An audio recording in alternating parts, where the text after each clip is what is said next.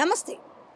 ఖానాపూర్ విలేజ్‌లో ఉన్న ఒక స్పోర్ట్స్ విలేజ్‌లో ఓరో స్పోర్ట్స్ విలేజ్ దగ్గర ఉన్నాము. ఇంతకీ ఏంటి అసలు? సో, మీరు చూస్తుర్రు కదా! హైడ్రా.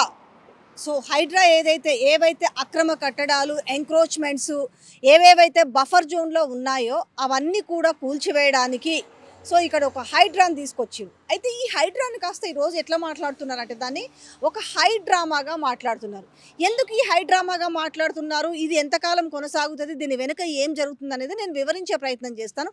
ఫస్ట్ అయితే మనం ఇక్కడ ఈ స్పోర్ట్స్ విలేజ్ దగ్గర ఉన్నాము. ఈ హైడ్రా కమిషనర్ ఆధ్వర్యంలో ఇక్కడ ఈ స్పోర్ట్స్ విలేజ్‌లో ఉన్న ఒక కన్వెన్షన్ ఉంది. ఇందులో కన్వెన్షనే కాకుండా అలాగే హాట్ కప్ కేఫ్ కూడా నడుస్తుంది. ఇక్కడ నుంచి ఇది మనకు ఎంట్రన్స్. ఈ ఎంట్రన్స్‌లో చూస్తున్నాం కదా! ఆల్రెడీ ఇది మొత్తం కూల్చేసిర్రు. మంచిదే మీరు అనొచ్చు. కరెక్టే కదా! మరి బఫర్ జోన్‌లో ఉన్నప్పుడు గవర్నమెంట్ చెప్తూ నోటీసులు ఇస్తున్నప్పుడు దీన్ని కూల్చేయకుండా ఏం చేయాలి అని అన్నారు.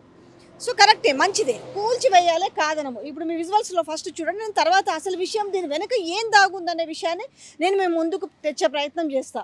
ఇక్కడ ఈ ఎంట్రన్స్ గేట్ నుంచి మొదలు పెడితే ఈ కూల్చివేతలను మొత్తం కూడా ఎక్కడికెక్కడ మొత్తం ఈ పాటికి మీకు కనిపిస్తుంది కదా కూల్చివేసింది. ఓకే. అయితే ఈ బఫర్ జోన్‌లో ఉన్న సామాన్యులకి సంబంధించిన కట్టడాలు మాత్రమే కూల్చేస్తారా?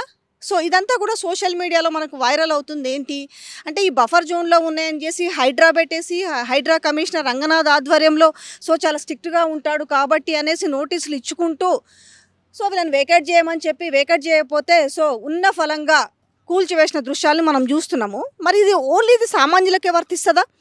రిమైనింగ్ గతంలో ఒక్కసారి గుర్తు చేస్తా. ఈ 111 జీవో కింద ఉన్న ఏవైతే కట్టడాలు ఉన్నాయో ఆనాడు మంత్రిగా ఉన్న కేటీఆర్ ఫామ్ హౌస్కి సంబంధించి జన్వాడలో ఉన్న ఫామ్ హౌస్కు సంబంధించి ఈనాటి ముఖ్యమంత్రి ఆనాటి వర్కింగ్ ప్రెసిడెంట్ మరి అప్పుడు పీసీసీ ప్రెసిడెంట్గా ఉన్న రేవంత్ రెడ్డి దాని మీద ఇది బఫర్ జోన్లో ఉంది, ఇది 111 జీవో కింద ఉంది, ఇది అక్రమ కట్టడం అనేసి తను ఒక డ్రోన్ ఎగిరేసి తర్వాత జైలుకు వెళ్ళడం కూడా జరిగింది. బాగా ఆయన కలిసి వచ్చింది కూడా. అంటే ఇట్లాంటి పనులు బాగా చేస్తుండే అప్పుడు కూడా.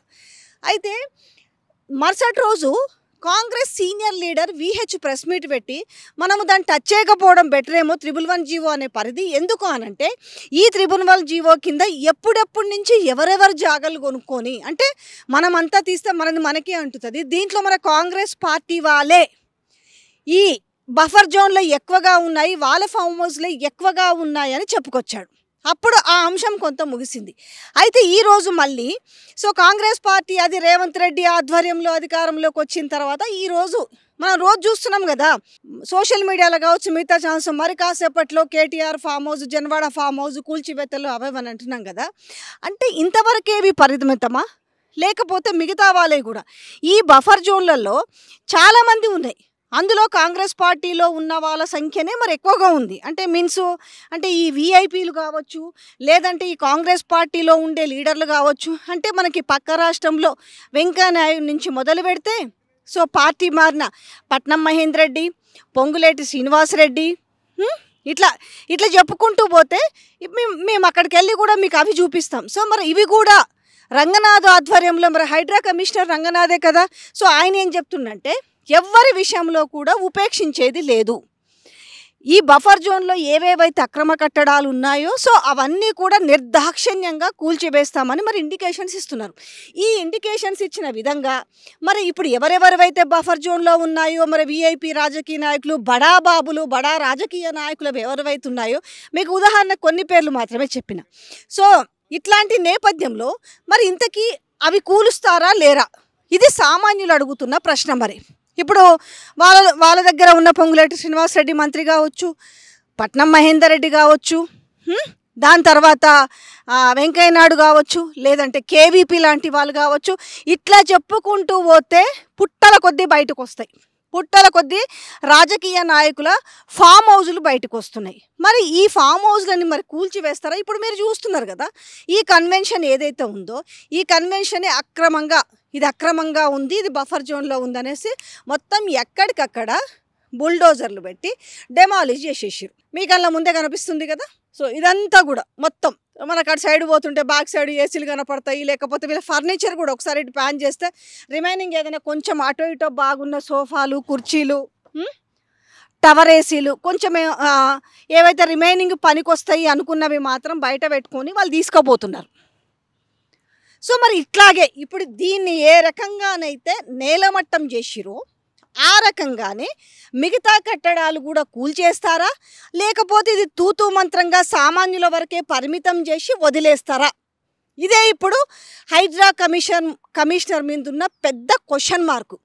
ఇప్పుడు ఇక్కడి వరకు సామాన్యులై మాత్రమే, అంటే ఇట్లాంటివి చాలా చోట్ల కూలుస్తూ ఉన్నారు. రోజు మనకి ఇవే మాటలు, హైడ్రా రంగంలోకి దిగింది, హైడ్రా కమిషనర్ రంగనాథ్ ఆధ్వర్యంలో బఫర్ జోన్లో ఉన్న అక్రమ కట్టడాలన్నీ కూల్చివేత అనేది మనకు మంచి బ్రేకింగ్ న్యూస్ జరుగుతున్నాం. కాకపోతే మరి మిగతా కట్టడాలని కూడా ఈ బఫర్ జోన్లో ఉన్న ఎవరైనా కానీ, వాళ్ళు ఎంత పెద్దవాళ్ళైనా కానీ మరి వాటిని కూల్చేస్తారా లేదా అనే విషయం మనం ఏ ఛానల్లో బ్రేకింగ్ న్యూస్లో చూస్తలేము. మరి అది వచ్చేసి మన సీఎం గారు కూడా చెప్తలేరు.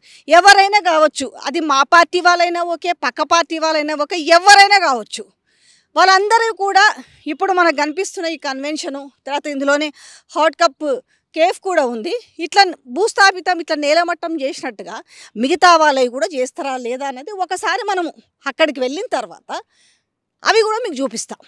మరి ముందుగా స్టార్ట్ చేసినప్పుడు ఇవి బదులు అక్కడి నుంచే స్టార్ట్ చేసి ఉంటే దీని మీద ఒక నమ్మకం ఉంటుంది కదా. హైడ్రా మీద ఏం నమ్మకం ఉంటుంది? ముందు ఎవరెవరైతే మంత్రులు ఉన్నాయో, ఎవరెవరైతే ఎమ్మెల్యేలు ఉన్నాయో, ఎవరెవరైతే ఎమ్మెల్సీలు ఉన్నారో, what ever it is, A party అయినా సరే ప్రజాప్రతినిధులవి నిజంగా బఫర్ జోన్లో అక్కడి నుంచి స్టార్ట్ చేస్తే ఏమవుతుందంటే ఈ హైడ్రాకు ఒక వాల్యూ ఉండేది. సో చూద్దాం అసలు మరి అక్కడికి వెళ్దాము, ఎవరివన్నా కనీసము ఈ బఫర్ జోన్లో ఉన్న ప్రజాప్రతినిధులకు సంబంధించిన వాటిని కూల్చివేసిరా లేదా అనేది మనం వెళ్ళి అక్కడ వెళ్ళి చూద్దాం. సో ఏం జరిగింది అనేసి ఇక్కడ నిర్వాహకులు ఉన్నారు, అడుగుదాము. అసలు ఏంటంటే మీకు ఇంతకుముందు అంటే ఐ థింక్ ఈజ్ మీరు ఇక్కడ వర్క్ చేస్తుండొచ్చు, బట్ ఈ ఓనర్ కానీ లేకపోతే దీన్ని ఇక్కడ లీజ్ తీసుకొని ఇక్కడ ఇది ఏంటిది, ఇది కన్వెన్షనా? ఇది కన్వెన్షన్, మాది ప్లే జోన్ ఏరియా, మీది ప్లే కదా. మీకు ఇలాంటి ఇంటిమేషన్ ఉంది, గవర్నమెంట్ మీకు ఒక నోటీస్ ఇచ్చింది, అయినా కూడా వేకేట్ చేయలేదు అనే ఇన్ఫర్మేషన్ ఏమైనా ఉందా? అసలు ఏం జరిగింది చెప్పండి. సో మాకైతే ఎలాంటి ఇన్ఫర్మేషన్ లేదండి. సో మేము నిన్న సండే కాబట్టి వీకెండ్స్ మాకు బిజీ ఉంటుంది. సో నిన్న సాటర్డే కొంచెం రష్ ఎక్కువ ఉంటుంది మాకు. సో మాకు ఎలాంటి ఐడియా లేదు. సో ఇలా జరుగుతుంది కూడా తెలియదు. సో మేము లంచ్ చేసి ఇట్లా బయటికి వెళ్తే అట్లా వెహికల్స్, గౌట్ వెహికల్స్, పోలీస్ మిత్రులు అట్లా ఉండే. సో అడిగాము, ఇట్లా పరిచయం నాకు అడిగితే ఏమైందన్న అట్లా అంటే, మీకు తెలీదా మార్నింగ్ నుంచి వర్క్ జరుగుతుంది, ఇది మొత్తం తీసేస్తున్నాము, అన్ని కొల్లగొడుతున్నామంటే. సో మాకు ఎలాంటి ఐడియా లేదు, మరి మాకు ఇన్ఫర్మేషన్ కూడా ఇవ్వలేదంటే, లేదు ఇచ్చారేమో కనుక్కోండి అన్నట్లు మాట్లాడారు. సండే కదా నిన్న, ఇది అంటే కిడ్స్ రావడం కానీ లేదా, నిన్న వర్కింగ్ లేదా? నిన్న వర్కింగ్ ఉంది, ఆఫ్టర్నూన్ 2 వరకు వర్కింగ్ ఉంది. సో మాకు ఐడియా లేదు కాబట్టి మేము ఎంట్రీ తీసుకున్నాము, పిల్లల్ని అలో చేశాము. కొలగొట్టేటప్పుడు లేదు. సో 2 o'clock అట్లా పిల్లలు వెళ్ళిపోయారు. సో అప్పుడు స్టార్ట్ చేశారు, 2:30 అట్లా స్టార్ట్ చేయగానే.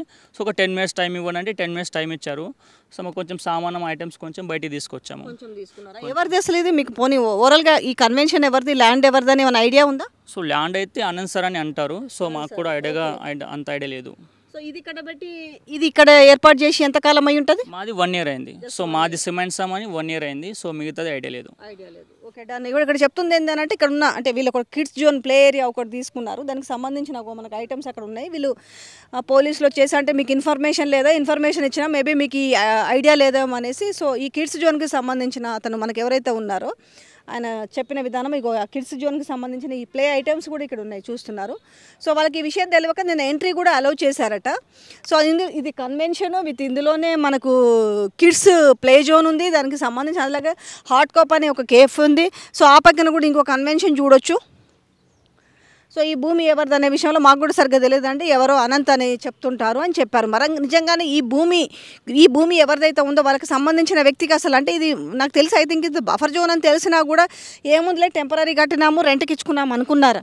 ఏది ఏమైనప్పటికీ కూడా ఇక్కడ ఒక పేరు లేని వాళ్ళకు పెద్దగా అంటే ఏమంటాం మనము, వాళ్ళ ఇన్ఫ్లుయెన్స్ చూపించుకోలేని వాళ్ళ కట్టడాలు కూలుస్తున్నట్టుగానైతే దీన్ని బట్టి మనకు బేసిక్గా అర్థమవుతుంది.